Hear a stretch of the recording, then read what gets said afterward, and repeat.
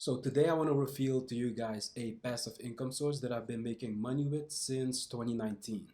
Now, this is an easy passive income source that is not really discussed that much on the internet, but I think it's going to change in the near future because there's some big changes coming for this passive income source.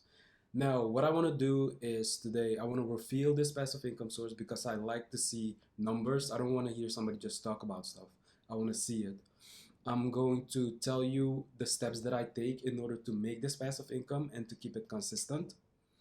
And then at the end, I'm also going to give you guys a bonus because there's some big changes happening with this passive income source that will rock the passive income world pretty much. So the passive income source that I'm revealing is Findaway Voices. Now, you can you can just go to findawayvoices.com and register for free. Now, by looking at my financials, you can see the lifetime overview of how many units I've sold and my estimated revenue for all those units. And that's all passive. Now, if you need to see by month how much I'm making, so let's go to royalty reports.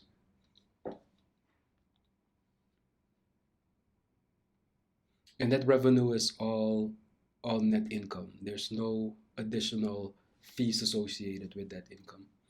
Now, if I scroll down, like I mentioned, I've been making money with this one since 2019, January, February, as you can see.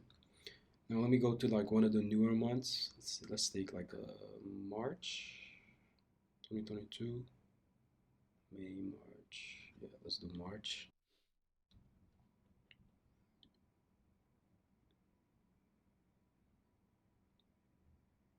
Boom, there you go. About 1,200 a month. Now, Find the Way Voices, it's a audiobook distribution company. So you can create your audiobooks, but you can also distribute your audiobooks to the Find the Way Voices distribution channels. Now, as you have seen, the Find the Way Voices platform has given me consistent sales and consistent income, which of course I like because it's passive. I don't have to do anything for it once I publish the audiobook, of course. Now, the specific steps that I take in order to publish those audiobooks. So, for example, you need to have a book first, of course. So, I recommend writing your own book. But if you're the type of person you're like, I don't want to write books, I want to outsource them. Two great sites that you can use. Don't use Fiverr for outsourcing your books because you're gonna have to deal with a lot of copyright issues. But two websites that I do recommend are gonna be the Writing Summit and the Urban Writers.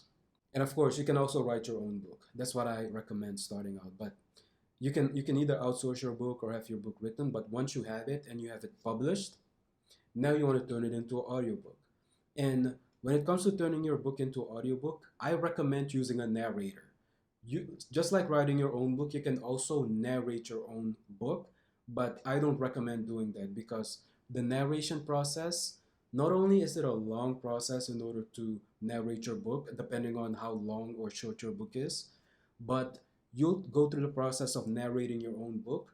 You'll send it for approval and you will get disapproved because you're not hitting the requirements that you need to hit for it to be approved for audiobook distribution. So that's why I recommend using a narrator. Now, when it comes to narrators, there's three platforms that I'm familiar with. So in this case, Fiverr does work wonders for a narrator. I found my best ever narrator on Fiverr, ACX.com, which is Audible Amazon's company. So ACX, that's what I primarily use in order to get my audiobooks or my books narrated into audiobooks. And then the Find the Way Voices platform.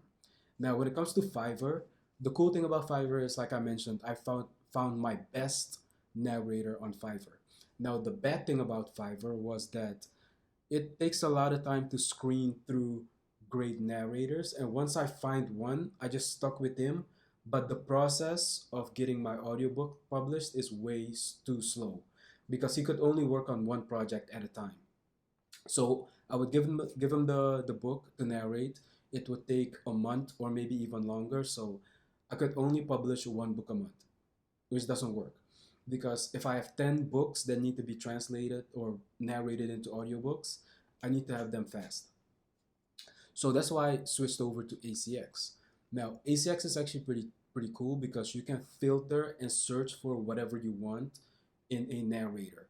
So let's say you want to have a narrator from an English speaking country or even Spanish, you can filter for that. You want somebody that is either a specific gender, you can filter for that. Or you want somebody that's a young adult, somebody with a younger voice, you can filter for that.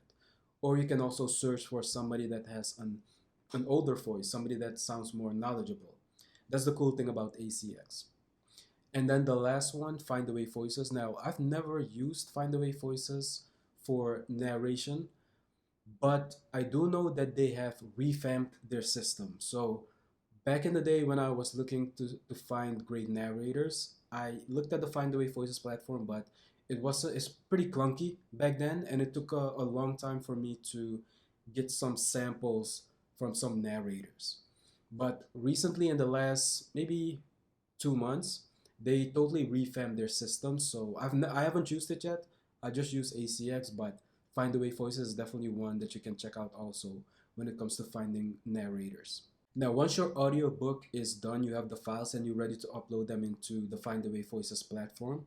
One thing that you have to think about is the pricing. So, what price are you going to put on your audiobook? Now, to me, it depends on the length of the audiobook and then also which country that audiobook is going to serve.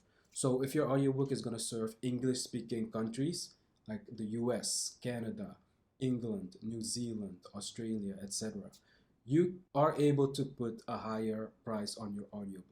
So, depending on the length, I usually start out with, let's say, $3.99 when I publish my book.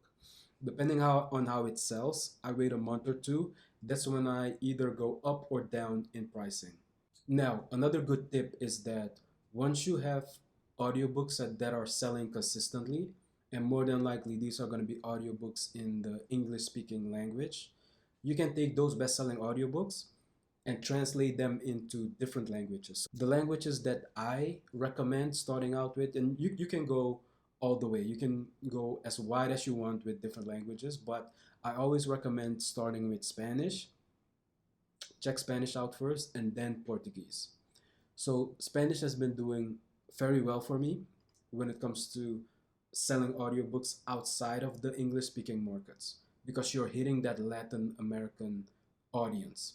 So definitely think about translating your best-selling books or audiobooks into different languages. Because once you go outside of the English-speaking countries, there's going to be less competition. So you're going to be able to get consistent sales with less competition.